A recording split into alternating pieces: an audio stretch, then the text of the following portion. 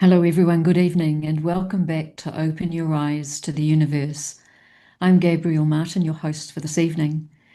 And as we begin our episode tonight, the Universe team, as always, likes to acknowledge the traditional custodians of country throughout Australia and their connections to land, to the sea, to community.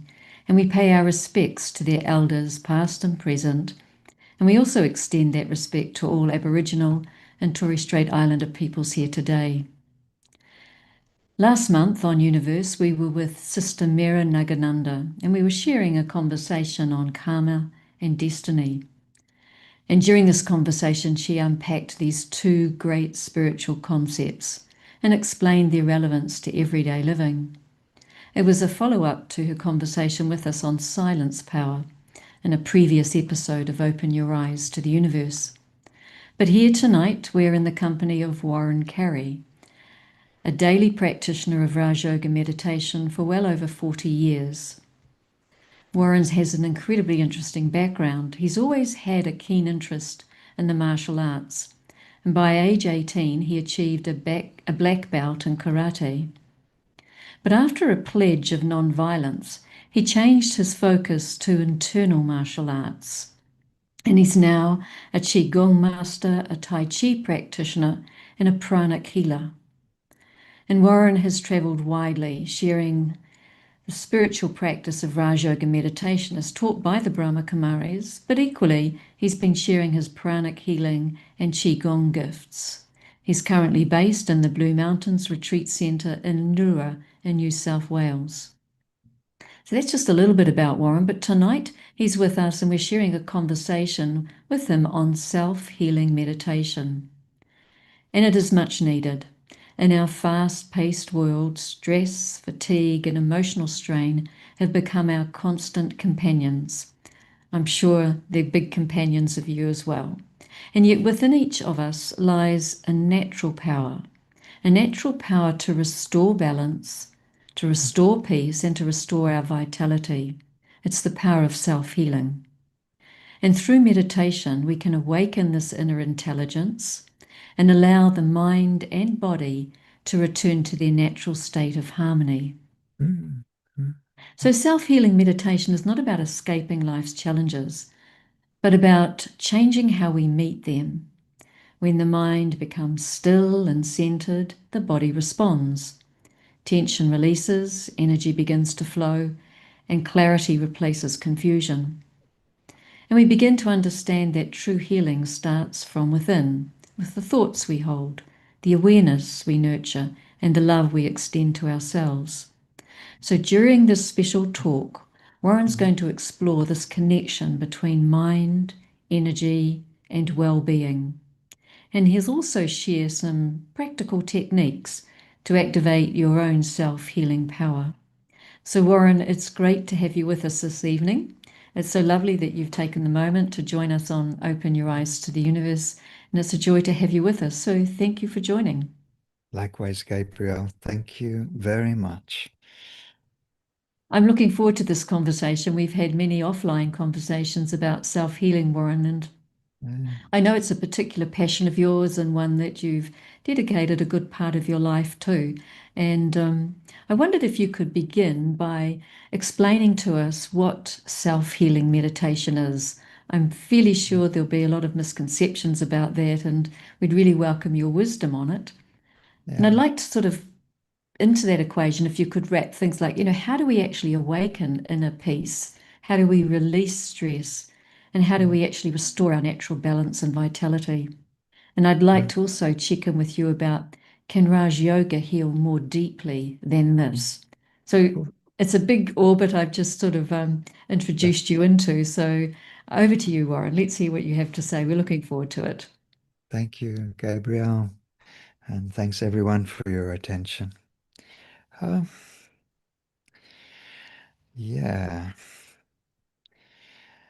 long ago, I was like 10 years into meditation. I received a vision, and that vision was of what I understood to be my astral body. And inside that astral body, what I saw, I was appalled. It had in it the echoes, the bruises, the remnants of every disease, every trauma, every yuck that I've been through. It was a mess, my friends. It was a mess. It shocked me to my core. And being a Raj Yoga practitioner for 10 years, I was a little bit even angry. You know, why is this still here? Why has this not transformed?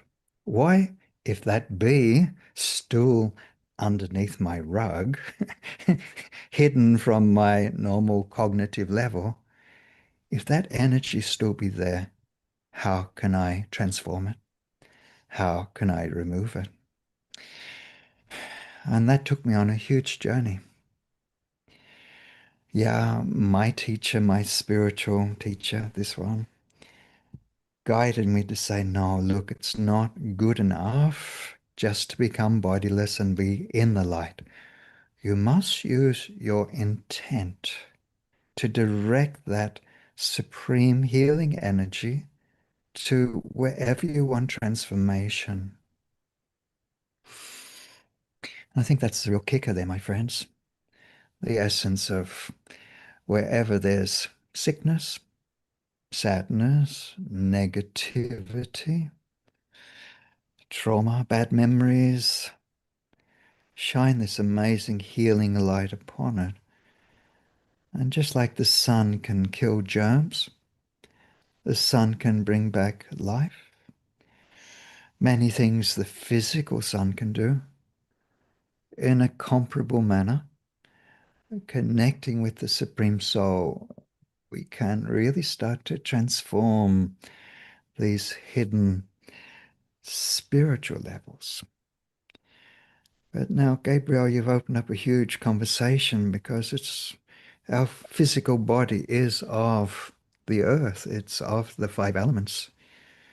And the spiritual energy, that's more good for this, like, more invisible mind level stuff. So to actually transform the physical.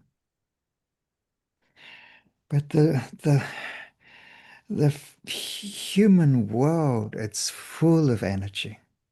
But we are disconnected from it by virtue of being semi-asleep, that we're actually connected with Mother Nature. All the elements of nature are inside our bodies, and yet we live in what I'd call some type of plastic bag that separates us from being able to just draw in this life-giving, healing energy from Mother Earth into our bodies. So just the attitude to be able to, I call it, unzip the ego, unzip the illusion of separation, and just with that one thought that I am not separate, that the sun, I can draw the sun, the water, the spirit of the water energy into my body, the fresh air, the earth, the crystalline properties of the earth. The physical body responds.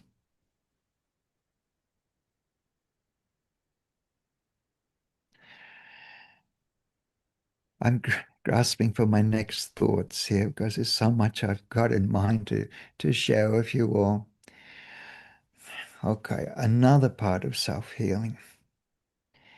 To be truly healthy isn't just to have your physical body working very nicely. It can be also how strong you are, how's your bone density, how's your stamina, but on a more subtle level. The, how's your wisdom? How's your sense of humor? How's your heart? Are you loving? Are you joyous? That too must surely be part of health. Mental come emotional health, yes? And even higher than that. Do you have the ability to hold your mind on one thought that you choose to think? Can you fall asleep when you choose to fall asleep? Or does your mind keep on? tell you a humorous story on as I broach that subject. I was walking the streets in Taiwan. I was over there training Tai Chi, living in a Taoist temple, by the way, just, yeah, dropping names here and been there and done that. But this complete stranger came to me, and over there, Westerners are a novelty. And this stranger came to me and spoke to me in English and said, I have a computer program in my apartment, and it can tell you everything that's wrong with your body. Do you want to come? And I said, why not? So I went in, I held these probes in my hands, and he put me on this thing, and it went ding dong dong dong, ding ding ding ding ding ding ding. And then he started to describe to me everything that was not working properly in my body. He was able to assess all these signs, signatures, or whatever you call them. But the punchline at the end, he looked at me and said, are you sleeping well? And I said, no. And he said to me, because you are not sleeping well, all of this is a house of cards. Everything's not working. Little things are falling. You're not getting nourished by your sleep. So, my dear friends, so when I broach this whole topic of self-healing, it's not just, oh, let's do some magic or spiritual energy. Sometimes the magic is we have to return to nature. Get to bed on time, drink fresh water, eat fresh food, not all this processed stuff and live on caffeine. So yeah, exercise each day. And I'd like to, because I'm in this mood right now, yeah, laugh a lot more too. And the more you love, then love will flow through you and you'll feel alive. You'll feel human rather than someone who's poor, someone who's empty. When a person feels like that, then they start to eat comfort food. They start to sit on the couch all the time. How can health be restored if we start to, from a poor state of mind, live a poor state of life? I gave up healing people. Oh, I'll certainly get out of my way for loved ones. But normal people, I will teach them how to heal themselves. And the very reason why I'm into self-healing is the actual journey into true healing is on a multiple level. And it is so subtle and complex. You have to gain wisdom, change your attitude to things. Through that, even start to reprogram your emotional response to life, and even uproot a whole lot of hidden, devious belief systems. And I know one that I'm battling with, not really battling, I'm overcoming it. But all my life, I've been a little bit crucified by time. And I've been reflecting on, I think for many lifetimes, time has been a whip.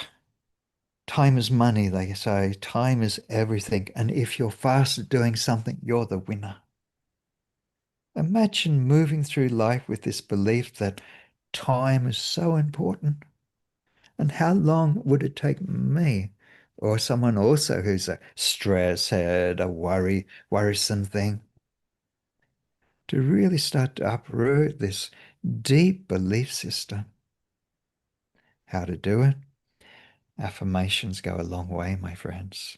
Self-talk. Keep coaching yourself. What is true? What is false? Will I be happy when I get to my destination quickly?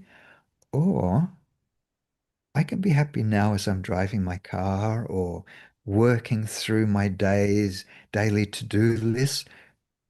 Do not, my friends, there's a question that's going to be coming or has already been offered, how to de-stress.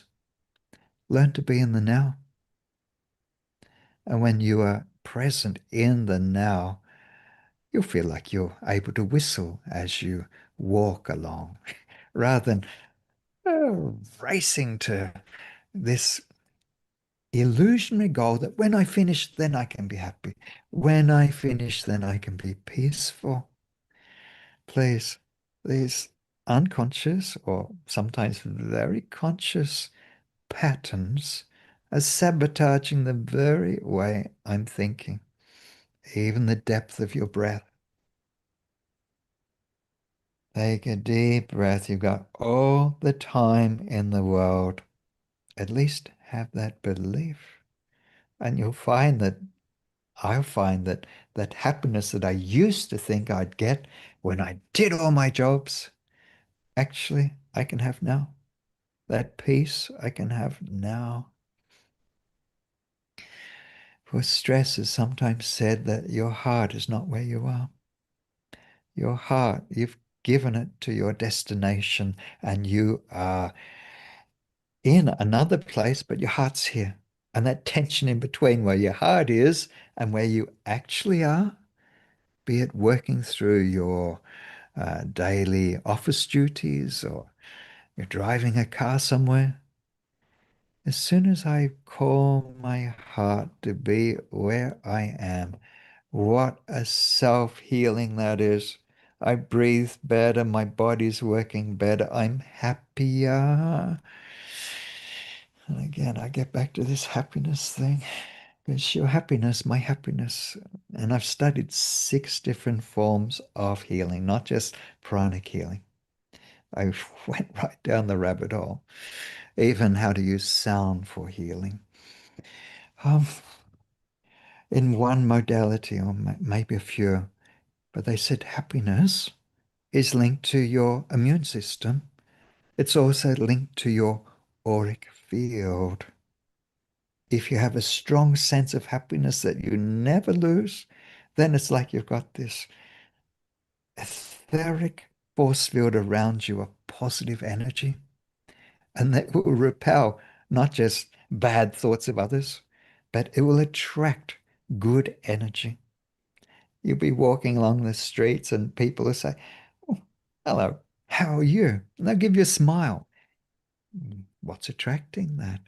You holding that positive energy. Now, another question I recall out of those 5 you offered, Gabrielle, can Raj Yoga even do more?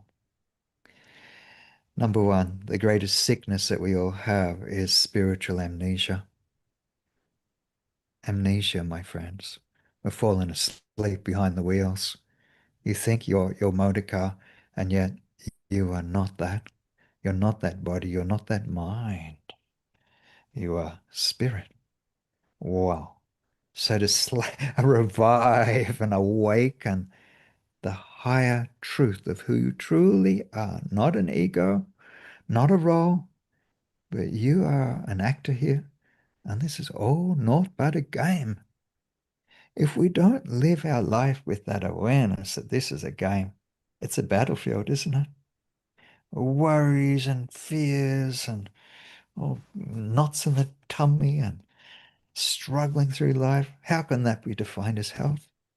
So 1, awakening self. 2,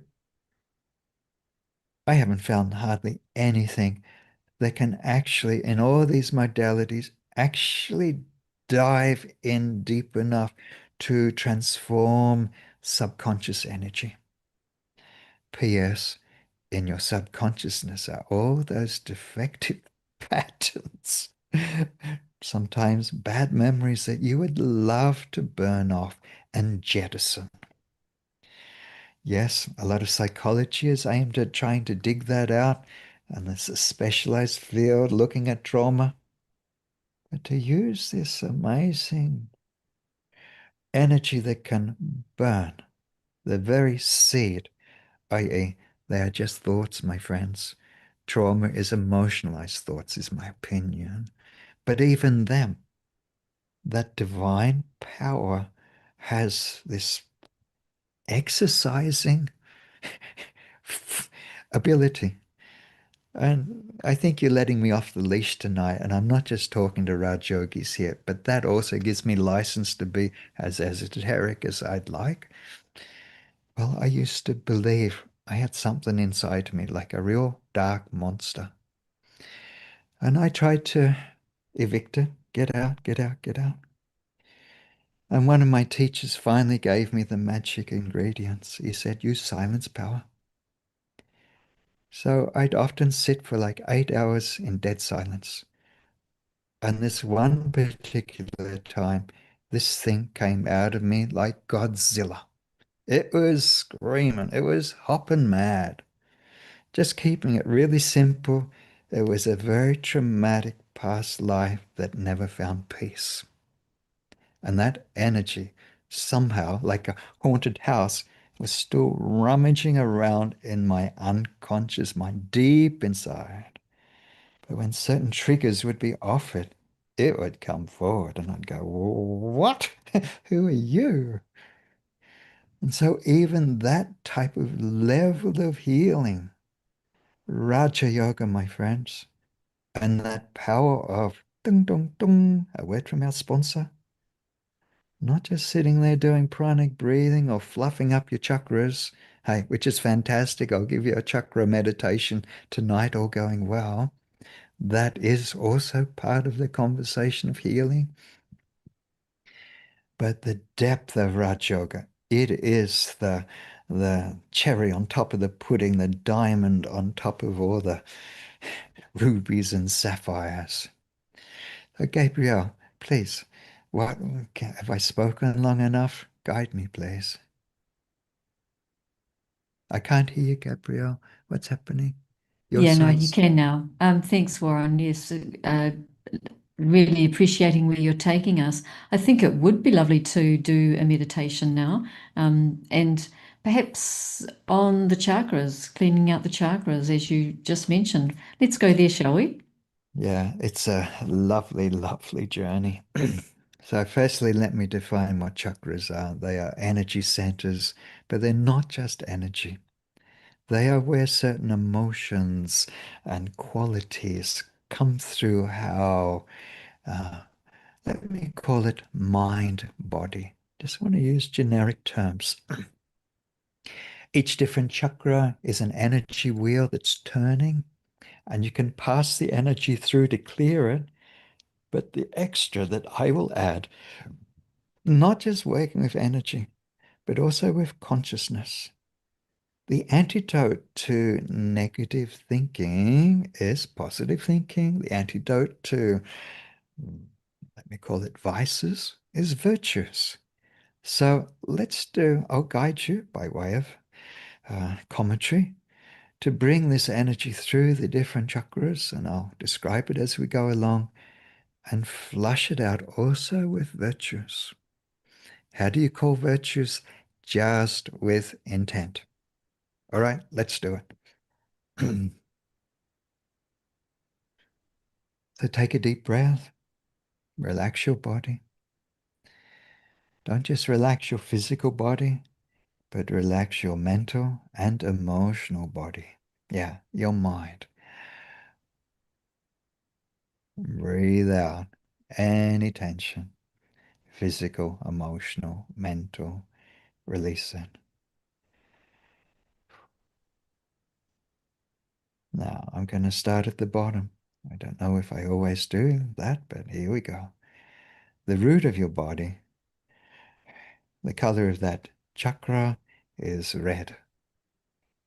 Ask that chakra, is there any violence, any fear, aggression in that chakra? How do you walk the earth? If the answer is yes, don't start a psychological process. No.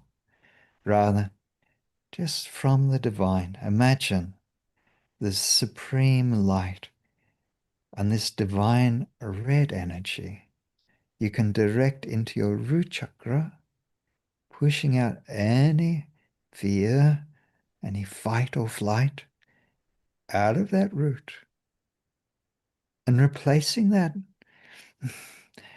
rajasic energy with non-violent strength, might, divine might.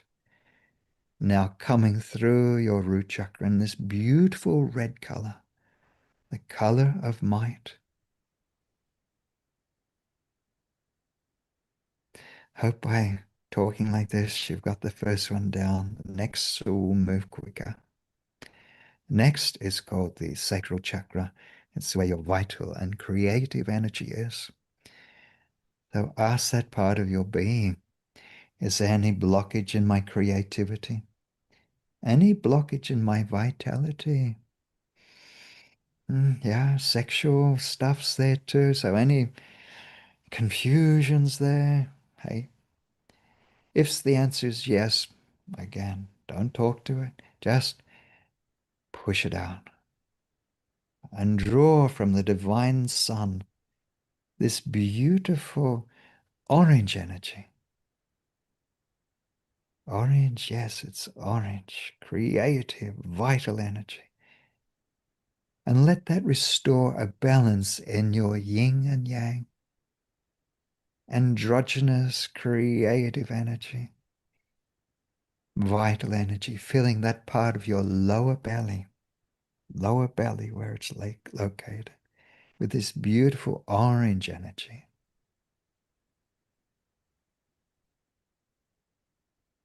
You can close your eyes if it helps you visualize these colors, but next chakra, uh, solar plexus, color here is yellow. Asa chakra, is there any stress, any anxiety? This is where those defects, those problems sit, bad emotions sit. If there's yes, then just breathe it out.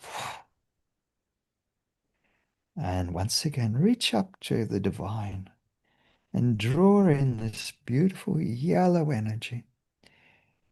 And consider that this yellow energy is the color of joy.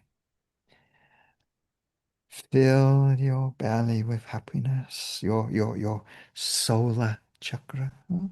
Yeah, solar chakra. With happiness. So each breath, as you breathe, you feel that you're breathing in happiness and you're breathing in joy. Not just enjoy, but in joy. Feel like the sun of happiness is shining in your belly. It'll help your digestion too, eh? Next, your heart. Move your consciousness there. The color of this chakra, according to yogis, is green. But if you want a pink one or a golden one, hey, there's no rules saying otherwise. But sticking with green, ask your heart, is there any blockage, any wound, any rubbish caught in your heart? Any mindset that creates a small heart? If there is, just feel like you can just throw it out. Rubbish, rubbish, get out. Where did I get that notion from? And from the divine, breathe in this beautiful green energy, the energy of love, of healing. All nurses have green auras, the loving ones. And fill your heart with this unconditional love, expanding your heart wide, a generous heart, a compassionate heart, a heart that knows that everyone is part of them and you are part of everyone. Feel that connectivity with everyone. They might not be perfect, but deep inside, we're all love.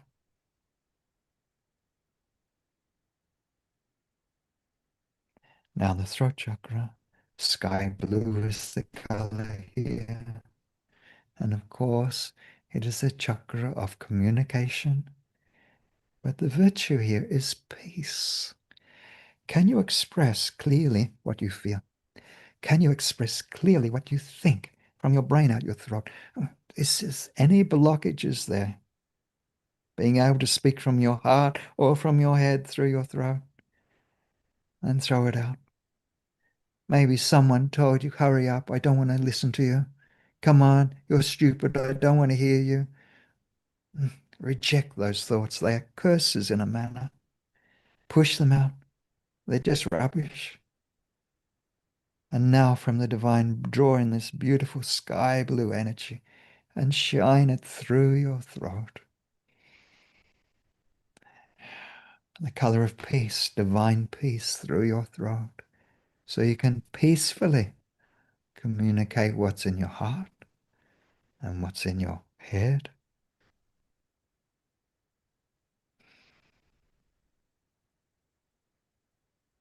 Feel each chakra expanding and breathing again, enlivening. If there be such a word, you're coming alive. Next, third eye. Here, the color is indigo, sits in the center of your forehead.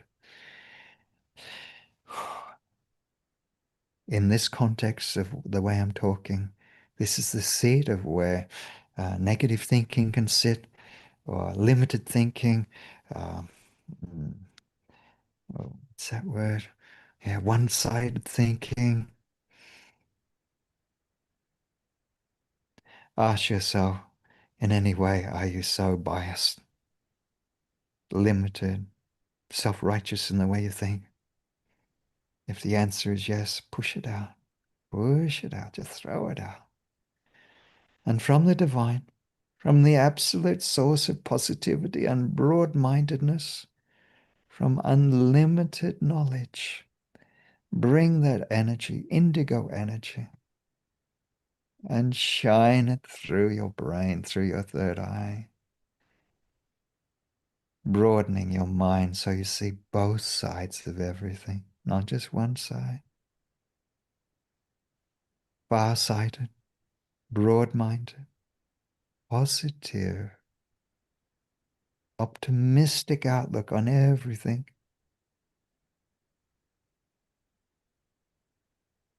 Broaden your view of life.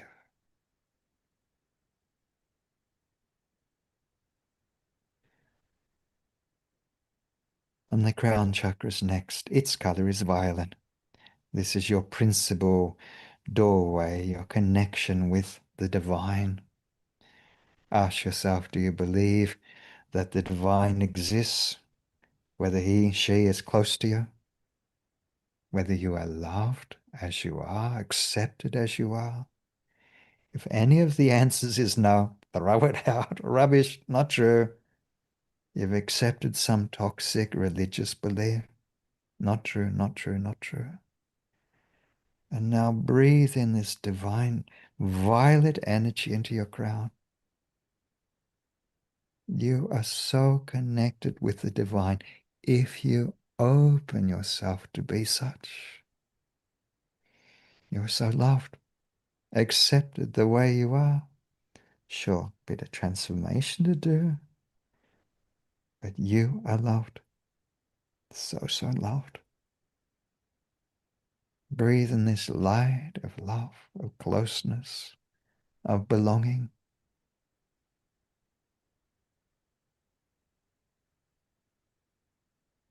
Now, in closing, from the divine light, change it all to white light and send it through your central column. Your body's like a Christmas tree, energetically or in a chakra sense. Send this divine light, not just virtue, but divine energy, through the crown, into your brain, throat, heart, navel, solar, and out your root.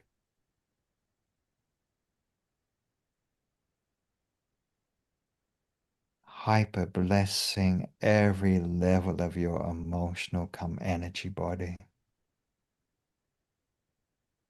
Feel it come out your hands, out your feet. And if there be any weak spot as we went through that Christmas tree of your inner lights, now visualize this divine light, white light, just totally pushes out, removes, transforms that blockage.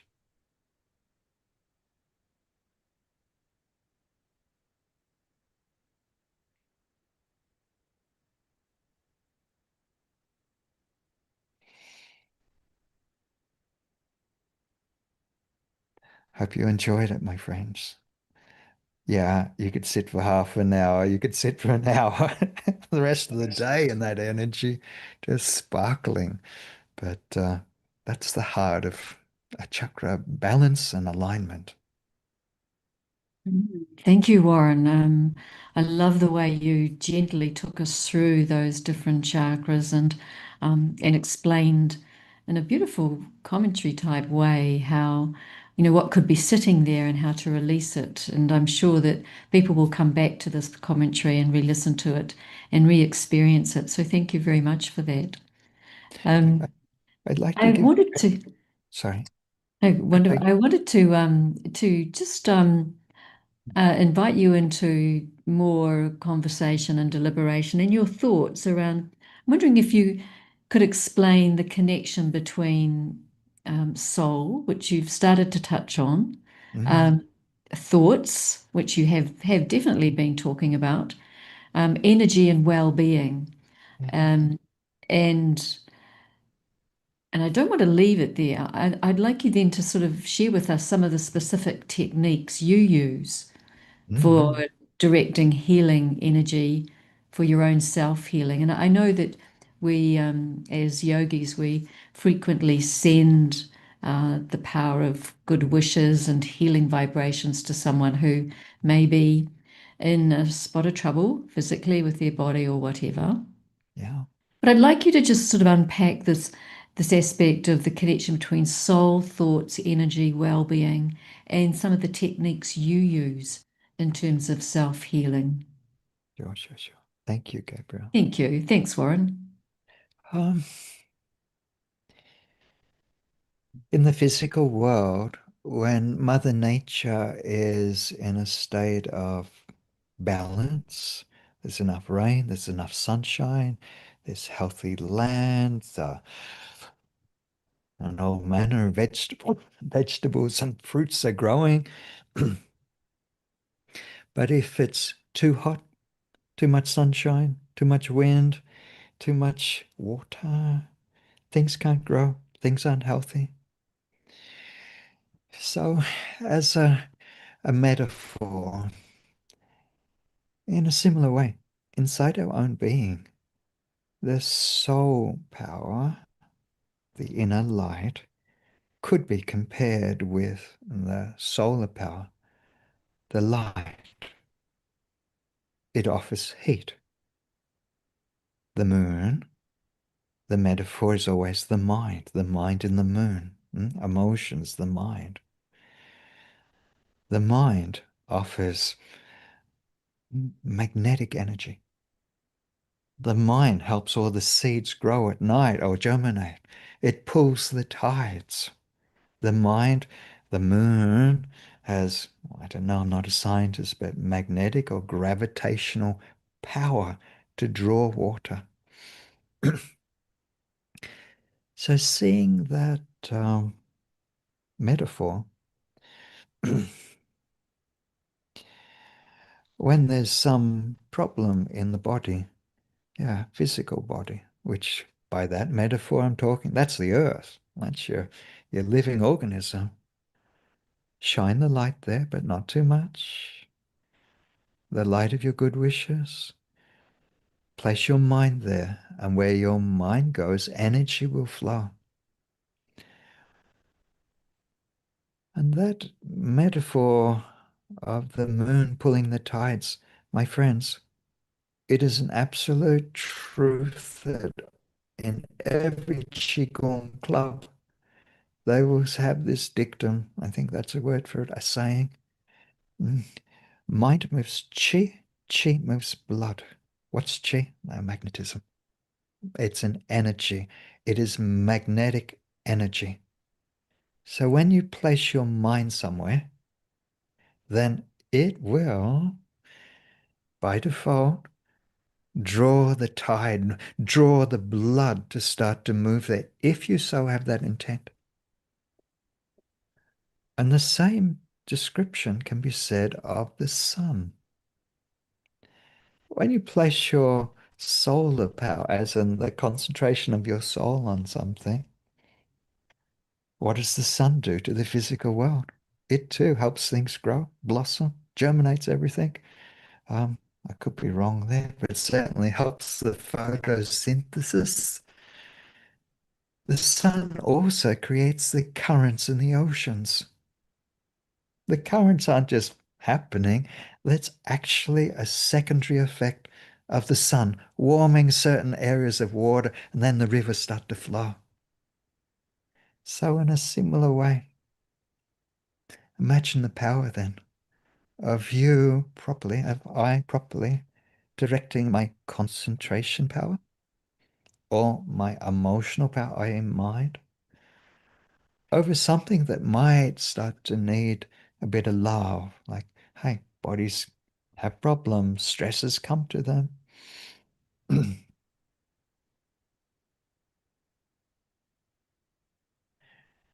I'd also like, as I go there, just this description of the way healthy life energy moves.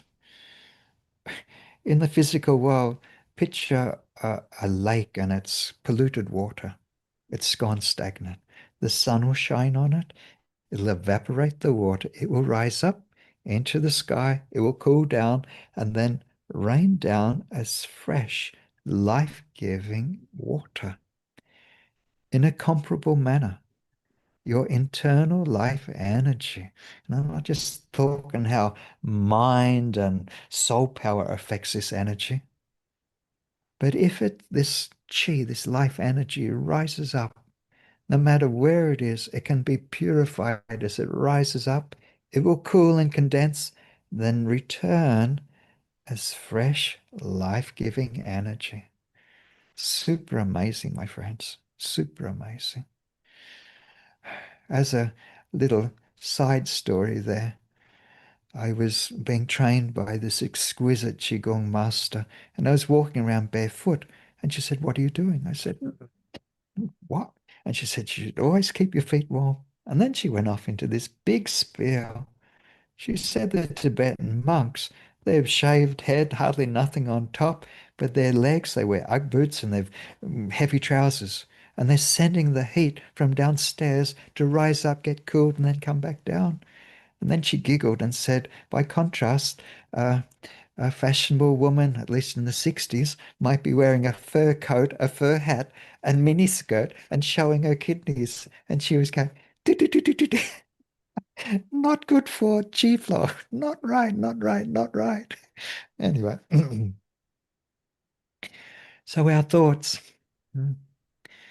Now, further thinking. Another little anecdotal story. I woke up one morning, I was in India, and I had this terrible sickness come to me. And I woke up and I had to, that day, escort 30 people across India. And that's a real mind-numbing event. And there I was feeling sick first thing in the morning, and it was like in my guts. And I said to my guide, I said, "Baba, I feel sick." And he said, "Cancel that thought. Don't have that thought. Have the thought, I am well. And hold that thought, I am well. I am well." And I locked it in. I just said, I am well, and I will be able to travel with good health. And it was like I gave myself a decree, a command, and my body, even my emotions, just obeyed this decree from on high.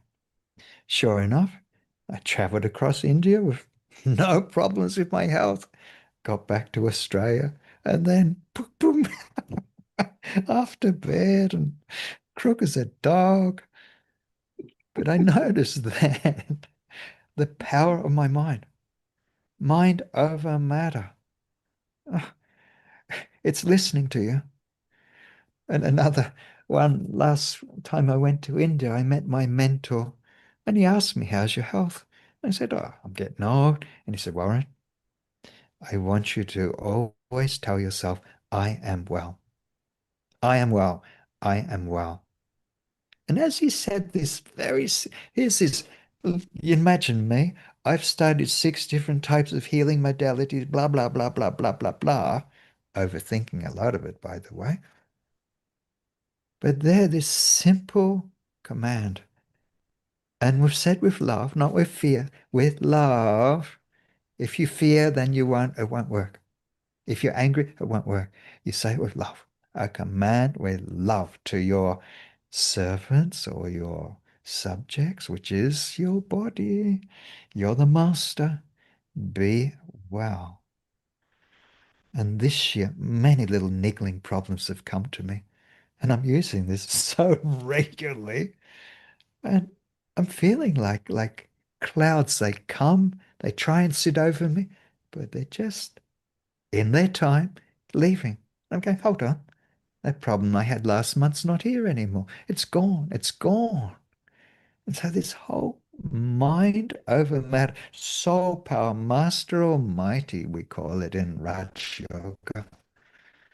You are the boss, but if you don't believe you are, you aren't in a position, a seat over the lower energies. Mm. Is my internet unstable? I've got another Wi-Fi here if required. Just sing out, okay? It was just dropping out a little bit there.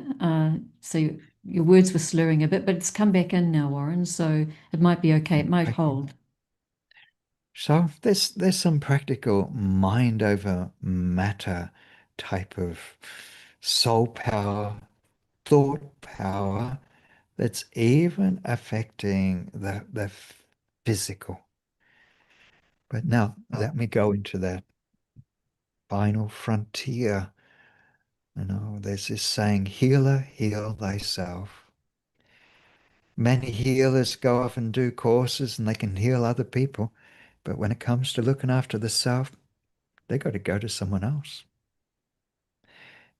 But in Raj Yoga, you learn to become egoless, bodiless, like separate from your physical self, from your emotional, mental self. You can observe yourself carrying on and go, okay, I'm now in a position, an energetic and uh, intelligent position that I can then see what I'm up to. And I can then start to adjust. Now, don't think like that, Warren. Think like this. It's like there's a higher self is awakened. So you can then be your own shrink, your own healer. As Gabrielle said, I learned pranic healing and I got quite good at it. But I also had, through the blessings of Raj Yoga, an ability to feel that I was just outside my body. I'd walk around my body, spring cleaning my aura, tick, tick, tick, tick, tick, sweeping energy. Now let's do a quick chakra clearance. Boop, boop, boop, boop, boop. And I'd just sit there and sleep would never come to me because I can move my energy. Stagnant energy wouldn't hold me and make, "Ugh." If something was on me, I could just push it out. And I dare say a blessing is there that I've learned to awaken the soul identity, soul self, angel self, the higher self. If that's not awakened, then yeah, you'll have to go to someone else when you're really dealing with the stuff that's really holding on. Now, secondly, this subconscious stuff. My friends, that bottom of your wardrobe, what's swept underneath the carpet. They say time heals. Quietly, my friends, nah, just the sands of time has gone over it. That stuff's still hidden, still hidden. And so if you really want to clean your chit, CHIT, the depth of your memory track, the Raj Yoga process is what we call volcanic yoga. The actual light has to go right down into your metaphoric soul belly, not just in your heart, not just in your head. I'm talking spiritually, but using the physicality of just as a metaphor, so you've got some idea of what I'm saying. But in the subconsciousness, if you can draw in this amazing creative healing energy, the energy of love and truth, to start to exercise your basement of all those bats, bad memories, And even sometimes, like I described, the trauma that's maybe even hanging over from past, the bad, bad energies that, and we've all been through the school of hard knocks. I don't think anyone's walking the earth who hasn't kind of like really been a bit brutalized by life. But what a wonderful goal that you can heal your heart and your unconscious self so you can love as if you've never been hurt. Laugh as if you don't have a care in the world. You know, as they say, dance like no one's watching. Gabrielle, let's have a meditation now. Would that be suitable? I think that's a great idea, Warren. And I've got a couple of questions coming in, but I'd like us to pause and do a meditation now on this I aspect that you've just been talking about. So we'll do questions later on. Thanks, Warren. thank you, Gabrielle. Thank you, thank you.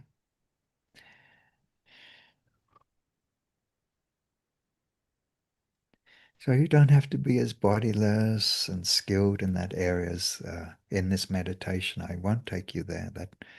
That's for someone who practices a good deal. But right now, visualize the Supreme Soul, and the easiest metaphor for that is to picture when you're looking at the sun. Not a star, no, make it sunlight, nice and bright.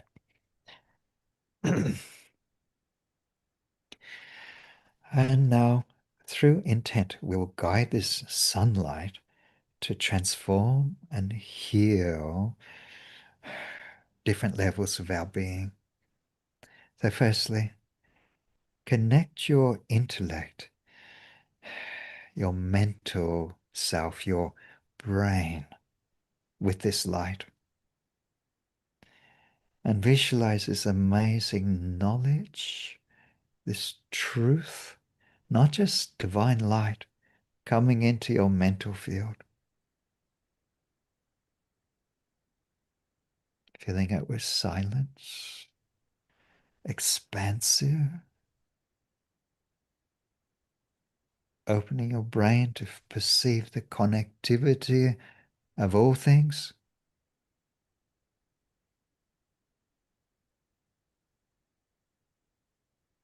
White light, silence, filling your brain, filling your intellect, making it into a divine intellect, magical intellect.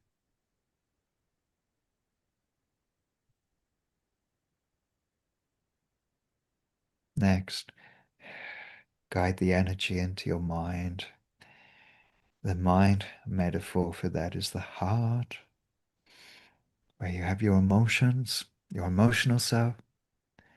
And now imagine not the light of knowledge and truth, but now from the divine, from the supreme soul, imagine unconditional, unlimited love,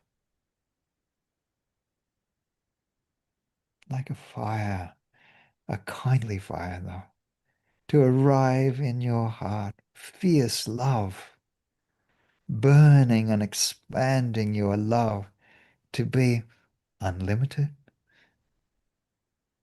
a heart that loves all, and yet none in particular. Love for life, love for nature, love for existence, love for God.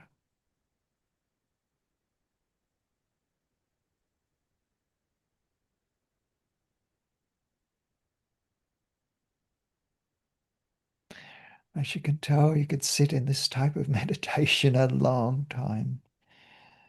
But now, the subconsciousness, the metaphor for that is your belly, but no, it's not your physical belly, but just metaphorically. The basement, the under the normal conscious level of mind and intellect. Your library, yeah, your library. How to get there? Just intent, my friends. Have the intent.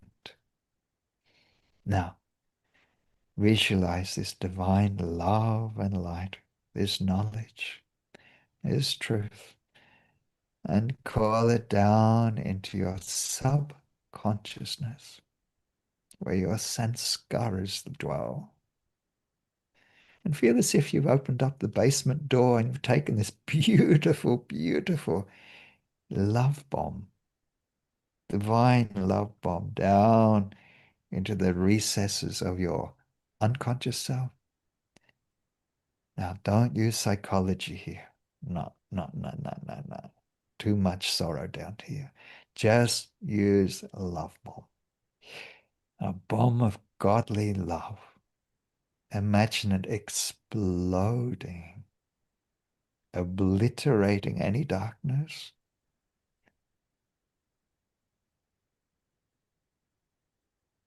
And call forward. If there's anyone, any part of me that's been looking for God, looking for love, looking for truth, come forward. Come forward out of the shadows and imagine a crying child, a nun, a monk, a warrior, a mother that's confused to come and enter into this being of love itself, the fire of love.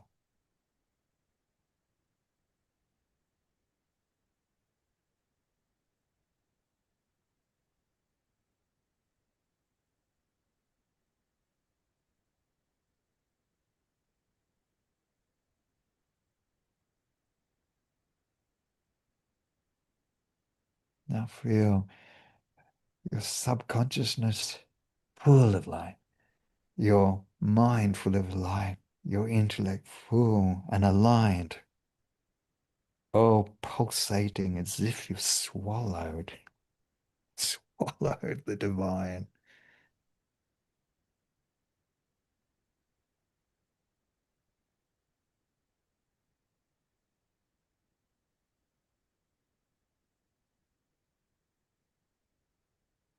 Volcanic yoga, my friends, it's coming from deep inside, then talking with each other, going up and down.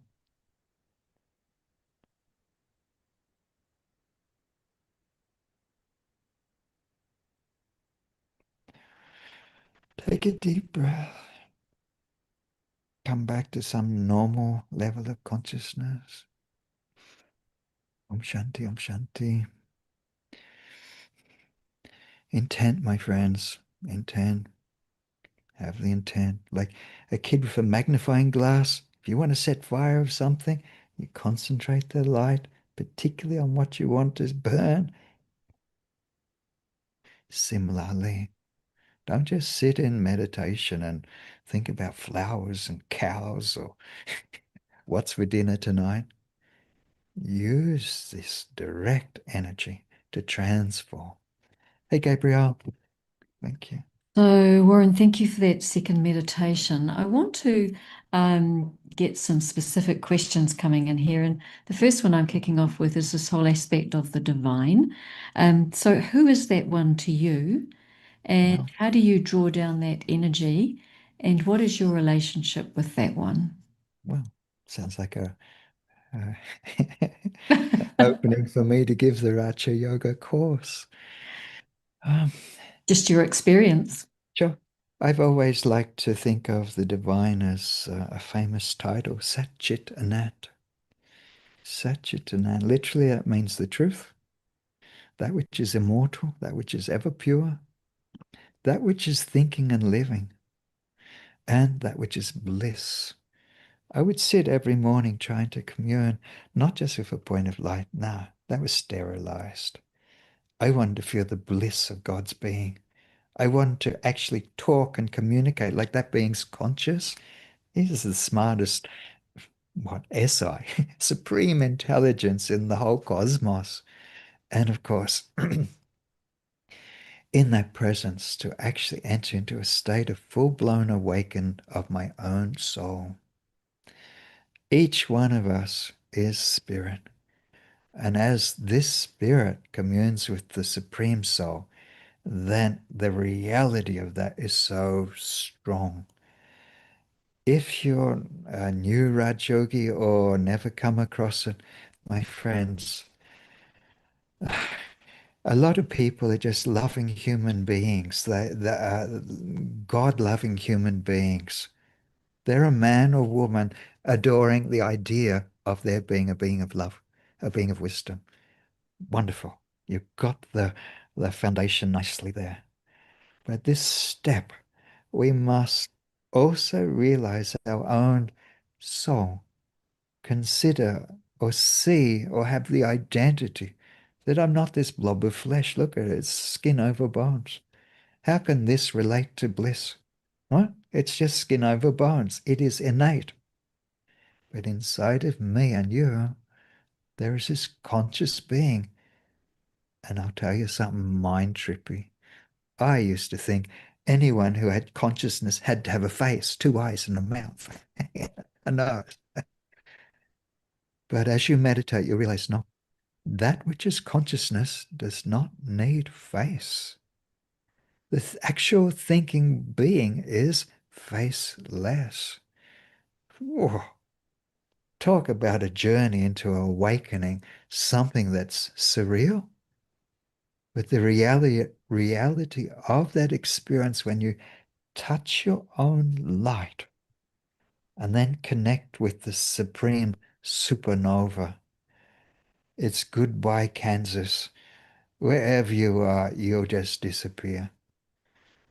It took me 4 weeks before I had any idea of, I just had the theory and I'd try and meditate each day. But one morning I felt him come for me. And it's like this crown chakra opened up, third eye opened up, and I exploded in this energy field that I felt my auric field, just like in the movies, just enveloped the whole city I was in, not just the room. And I went, That's what I was expecting." Even though not expecting, I didn't know what I was looking for, but it was a real statement of, you want to touch the actual creator, the divine mother, father. Hmm, you've arrived.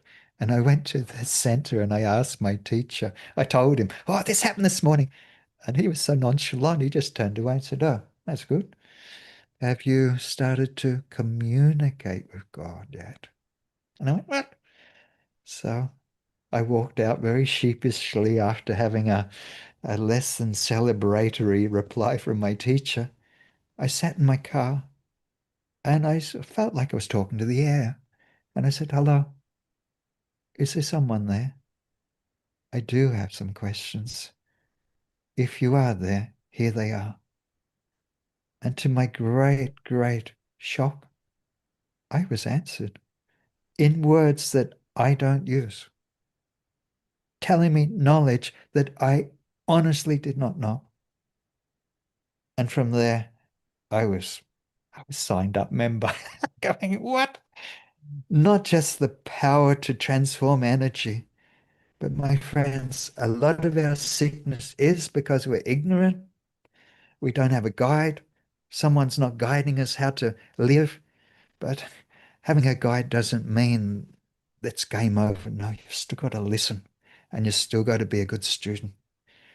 Change your lifestyle, because often one's lifestyle, what you're eating, what you're thinking, how you're behaving, is the cause of your illness. And what underpins that?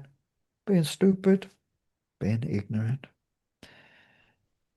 of the laws of nature. So that divine, through energy, through communication, wow, you've got a chance then to start to be a really happy and enjoy your game of life down here rather than I'm fighting with everything. Thanks, Gabrielle. You're back. So, Warren, do you think everyone has to have those sorts of experiences to be able to learn to connect with the divine? Or do we each have our own? Or what's your Yeah, take on that one? I think you've answered my that already. I'm grateful for it. Yeah, each one's different. For me, I've always been a bit psychic. Not everyone's like that. But I had a hell of a childhood. Ghosts were annoying me and all these terrible feelings. And I've been kicked around an awful lot because I'm aware of that other level of life. But if you're not, still, the very basics of meditation, take your mind inwards, away from your life. Don't be a voyeur of life. Life doesn't give you happiness. You are the one projecting happiness on life. I'll say that 10 times to you. Life does not give you happiness. You and I, we project our love on life. We are the projector. The soul is expressing itself. And when you start to go in and touch that and then go up and connect with the Great One, whatever that form will be, but it will be what it is to you, what Mm. it is to you. But do practice talking and then listening. Don't just talk, listen. So commune and communicate. But the best communicators, Gabrielle, as you know, is one who listens more than they talk. I'm laughing because, we talk like this together. Mm. Thanks, Warren. Here's another question that's come in is you are a Qigong master. Can you explain what role does physical movement or activity play in emotional healing? Emotional healing. Wow, what a question. Well, firstly, waving your hands around without mind behind it is very superficial. You have to use your mind. It is mind moving the energy. Now, what actually is then happening is when let me backtrack a bit. When learning Tai Chi, you're just learning the routine, la, la, la, la, la. But after a lot of practice, you start to know it by heart. And it's particularly when you know it by heart that you can do it by your heart, that you add so much emotional power in it that the energy starts to just be beaming out of your body. So your question though, and not just moving your hands and emotions, hmm, they are indirectly related, but I would rather tell you to move emotions, to improve your emotions. Okay, unconsciously, to a lesser degree, it will help you. But something I will tell you very strongly. After I play Tai Chi or Qigong, I always have the habit because I know there's greater forces than Qi, greater forces than Mother Nature, i.e. angels, i.e. Buddhas, i.e. the Supreme. I then sit in meditation with a clear aura and I ask for blessings. And this otherworldly, higher than human chi, higher than universal chi, and that energy is imbued with some type of divine virtue and magic, like it's coming from God. And it's beyond what any normal healer would or Qigong master would ever wield. I'm opening up a whole new reality talking like this to you, hey.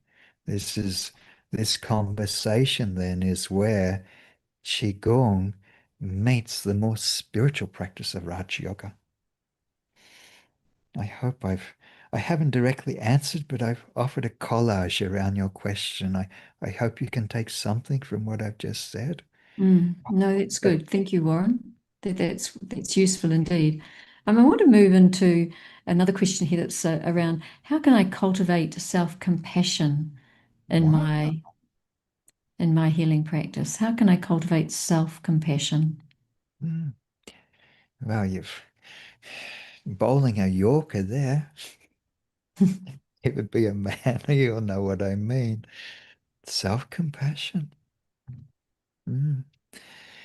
I would talk to you initially as on a psychological level that it is said that we are in a classroom of life.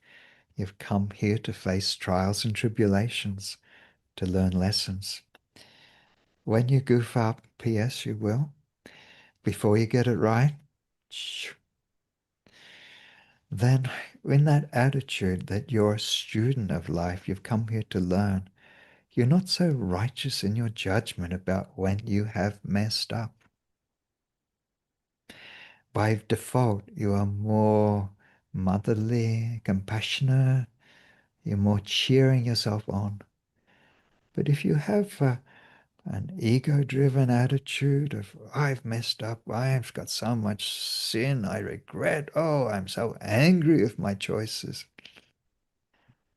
No, no. Even God will tell you you're not God. You are born with human errors in you. You will have to face these. Um, but here's the secret. Don't just go, I'm human, so what? Rather, out of every error you've made, do glean wisdom. Only if you draw wisdom out of your mistake will that mistake no longer be a burden on your self-respect, on your love for yourself. Rather, you'll say, I had to make that mistake so I could get to where I am now. I am a better person because I goofed up then. Hey, learning to ride a bike, you had to fall off 10 times before you could ride it. The falling off all was part of the process. Those cakes that you tried to cook and they flopped, they were all part of why you can now cook cakes perfectly. And my dears, it's not what you've done that matters in God's eyes. It's who you become. It's who you become by the end of your journey. Have you arrived? Have I arrived in a state of perfect love? And yeah, like your question, a loving compassion for yourself that cheers on and never says I'm giving up and I'm no good. Oh, really support yourself emotionally. But again, my friends, understand where you are, what life is in this context, a classroom. And all students, they don't get all the answers without studying and trial and error. Mhm. Yeah, and I will then add, the headmaster of the school has as much love for those in grade bubs as those in sixth form, those in university. But you love them both equally because you're all in there trying. Similarly, you too, don't give up. Just, hey, let me learn lessons.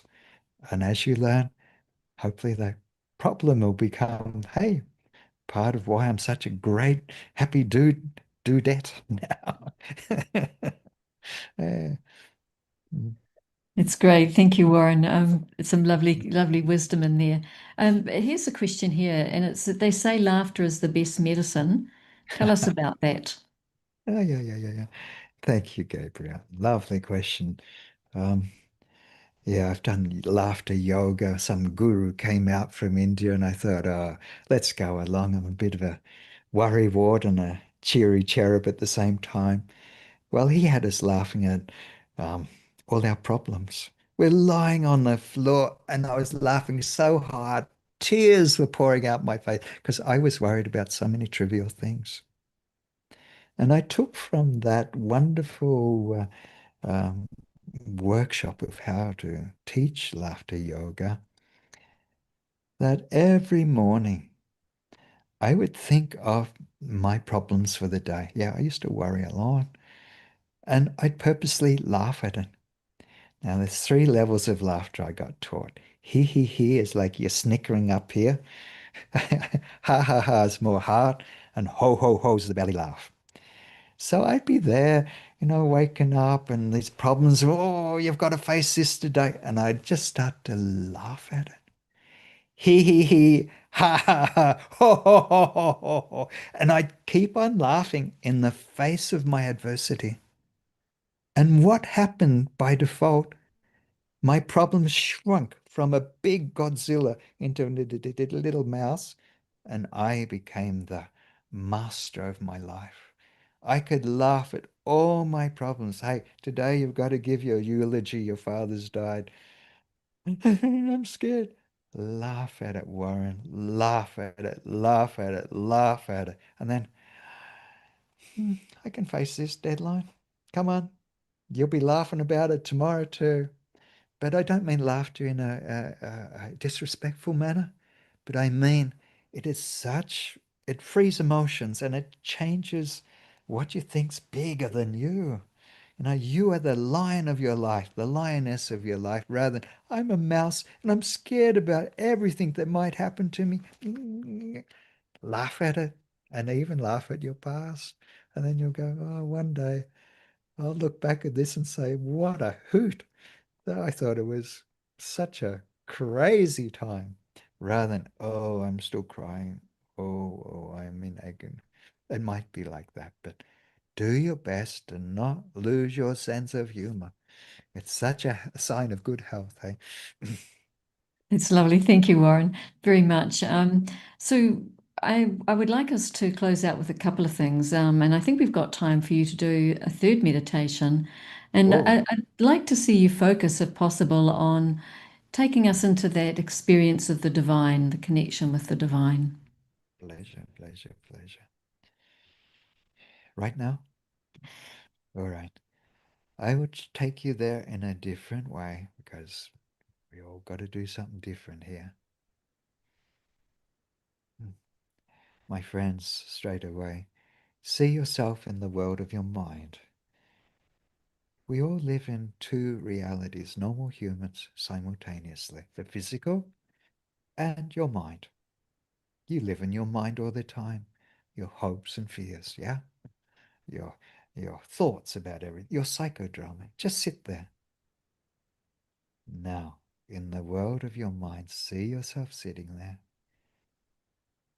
And now visualize above you the sky of your mind is where the spiritual sun is shining. And visualize this light from the divine comes over and through your mind body, transforming your mind body full of light, like a body of a bright, bright, bright angel.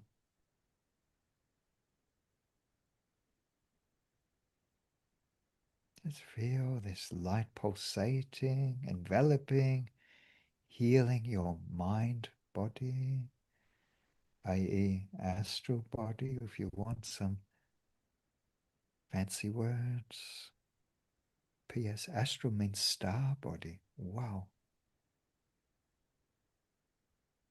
Now, feel the essence inside of you, that point of the immortal self, point of pure awareness, pure consciousness. And visualize that now that soul can travel up, up, up into the very corona, very presence of the Supreme. The first level will be in bright light and endless silence, expanding out far, far, far and wide.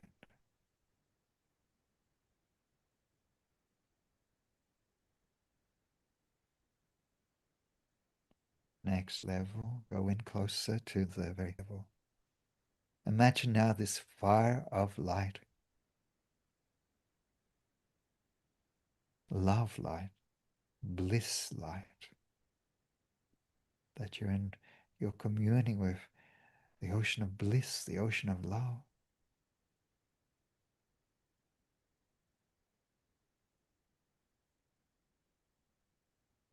You could say this energy is golden, golden spiritual being. Now go in the third level into a state of pure truth, of immortality, of a silence that's only known in outer space.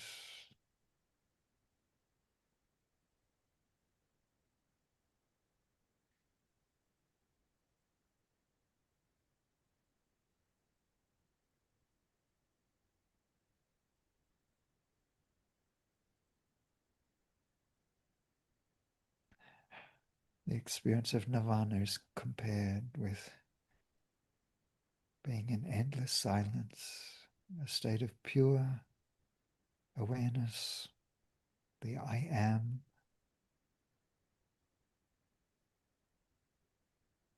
I am one with the Supreme,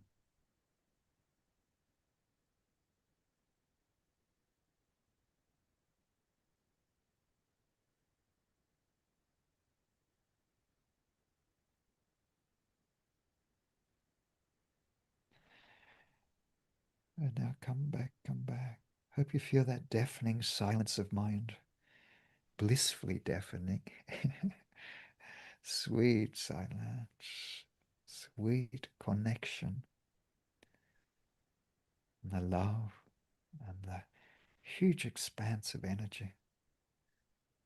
Expansion and connection, they're part of the same conversation. When you're above this plane of separation,